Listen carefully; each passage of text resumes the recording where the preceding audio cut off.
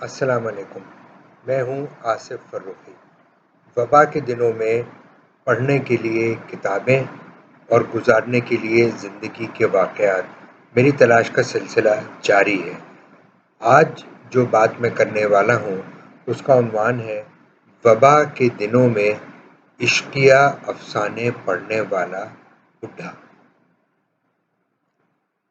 نام سے دھوکہ مت کھائیے، یہ میرے اعترافات نہیں ہیں، مگر ہو بھی سکتے ہیں کہ ایسا تو میں ہوں اور یہ کرتا ہوں۔ معاملہ یہ ہے کہ آج کی سب سے زیادہ خطرناک اور ہلاکت خیز بیماری کووڈ-19 کا شکار ہونے والے افراد کی تعداد ہزاروں سے بڑھ کر لاکھوں میں پہنچ چکی ہے۔ دنیا کے بہت سے ملکوں میں ہر رنگ و نسل کے افراد ان میں شامل ہیں۔ ان کا تعلق زندگی کے مختلف شعبوں سے ہے۔ اب اس فہرست میں ایک نامور ادیب بھی شامل ہو گیا جو بین الاقوامی شہرت رکھتا تھا۔ چلی سے تعلق رکھنے والے اور ہسپانوی زبان میں لکھنے والے ناول نگار لوئس سیپولویڈا کا 70 برس کی عمر میں ہسپانیہ کے ایک اسپتال میں انتقال ہو گیا۔ اس بات کی تصدیق ہو گئی کہ وہ کووڈ-19 کے مرض میں مبتلا تھے۔ سیپولویڈا اور ان کی بیماری اور موت کی خبر مجھے برطانوی مترجم اور ادیب ڈینیل ہان کی فیس بک سے ملی۔ ڈینیل ہان یہاں آ بھی چکے ہیں، ان سے رابطہ بھی ہوا اور پھر اس خبر کی مزید تفصیلات گارجین اخبار سے معلوم ہوئی۔ سیپولویڈا ایک ادبی جشن میں شرکت کے لیے پرتگال گئے تھے اور وہاں سے ہسپانیہ واپس آئے جہاں ان کا مستقل قیام تھا تو کورونا وائرس میں مبتلا ہوئے اور چند ہی دن کے بعد انتقال کر گئے۔ یہ اس بیماری کا پہلا کیس تھا جو استوریاس کے علاقے میں ہوا۔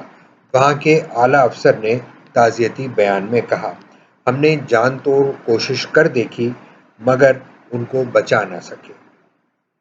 اچھا، وہ مر گیا؟ مجھے تو اس کی زندگی کے بارے میں بس اسی قدر پتا تھا جتنا اس کی کتاب کے سرورق کی پشت پر لکھا ہوا تھا۔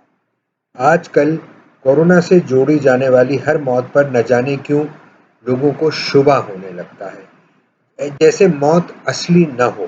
اس خیال میں میں نے پوسٹ کو سکرول کیا اور بہت سے تعزیت نامے اس کی زندگی کی دوسری تفصیلات مجھے بتانے لگے۔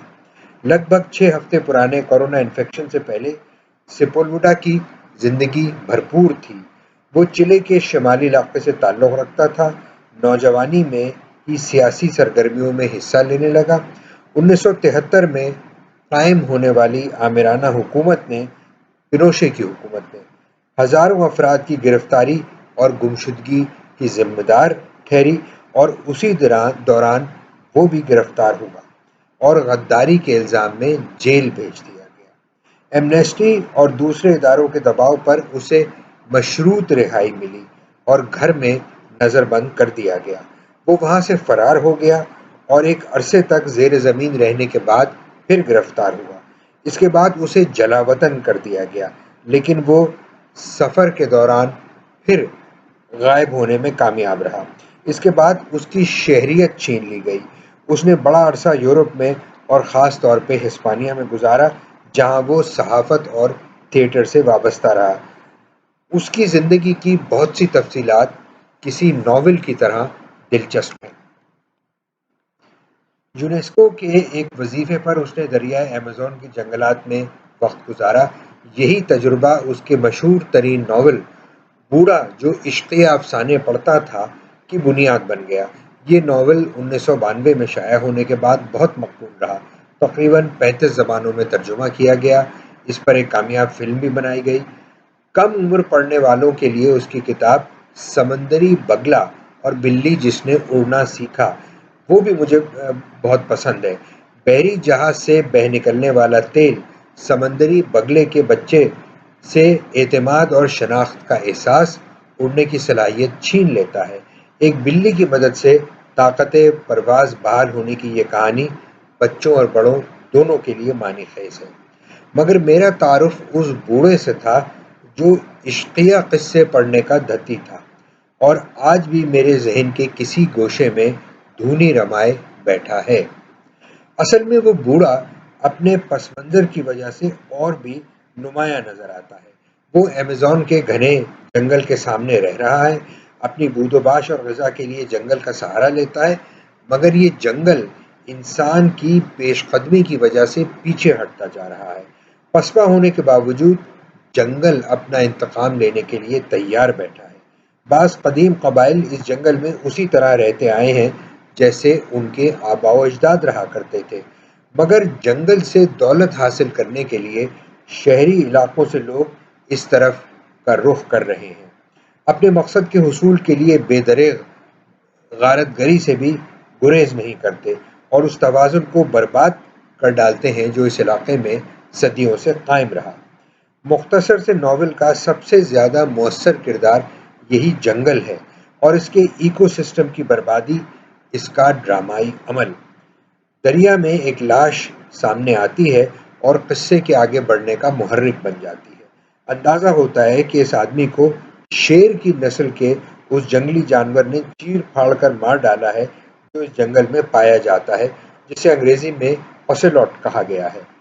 درندے کے منہ کو خون لگ گیا ہے اور اس کو مار ڈالنے کا تہیہ کر لیا جاتا ہے۔ یہ بوڑھا اور چند افراد اس مقصد کے لیے جنگل میں اترتے ہیں۔ جنگل انہیں اپنے گھیرے میں لے لیتا ہے اور پتہ چلتا ہے کہ یہ شیرنی ہے، مادہ، جو اپنے نوزائیدہ بچوں کے جھول کے مار دیے جانے کا بدلہ لینا چاہتی ہے، لیکن اس سے پہلے وہ شکاری کو اپنے زخمی شیر نر کے پاس لے جاتی ہے جیسے اسے تکلیف سے نجات دلانا چاہتی ہے۔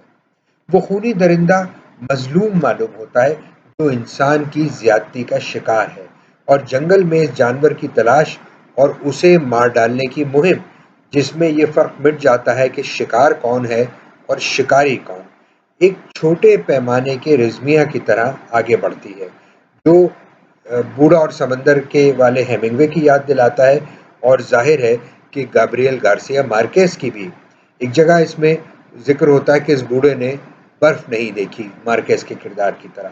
اپنی جگہ یہ بھرپور ناول مکمل ہے اور زمین کے فطری خزانوں کی بربادی کا ایسا مرقع جس کے رنگ گہرے ہیں اور تیز۔